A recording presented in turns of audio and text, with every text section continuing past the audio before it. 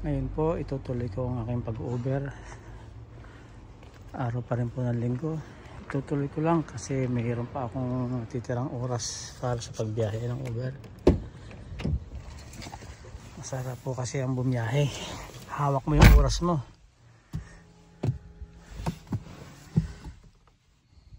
Nakatulog na rin po ako. Nakapag-relax at nakakain na rin ng hapunan kasi alas 7 na eh. 7:39.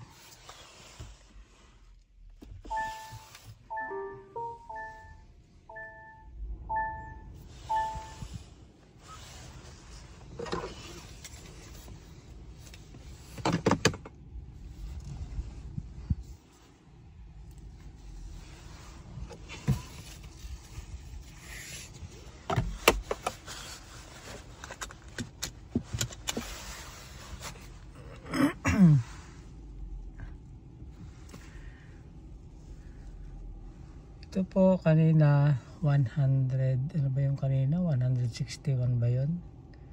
Nagpahinga ako. Ngayon po bali 238 na siya. Titingnan natin kung ilang oras pa yung nalalabi natin pwedeng ibiyahe.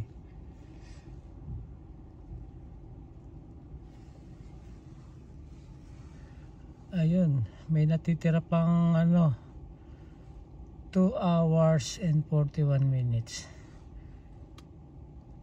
Pero kung iintayin ko yan, mayroon pang 1 hour and 54 minutes. Kung iintayin kong matapos yan, mare-reset uli yan. Pwede na ulit 10 hours ulit. Pwede na ulit ako bumiyahe ng 10 hours. Pero hindi ko na iintayin nyo kasi gabi na rin naman. 7:14 eh. Pwede na yan. May 2:38 na ako eh. May halos 3 oras pa akong biyahe.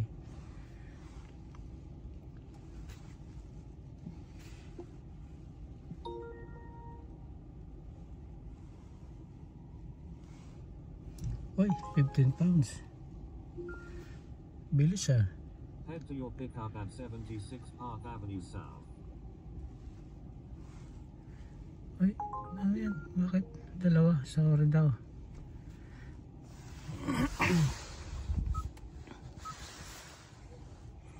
6 minutes away yung pipikapin ko. Bye for now. Mamaya ulit pakita ko sa inyo yung total na kinita ko. Bye bye po.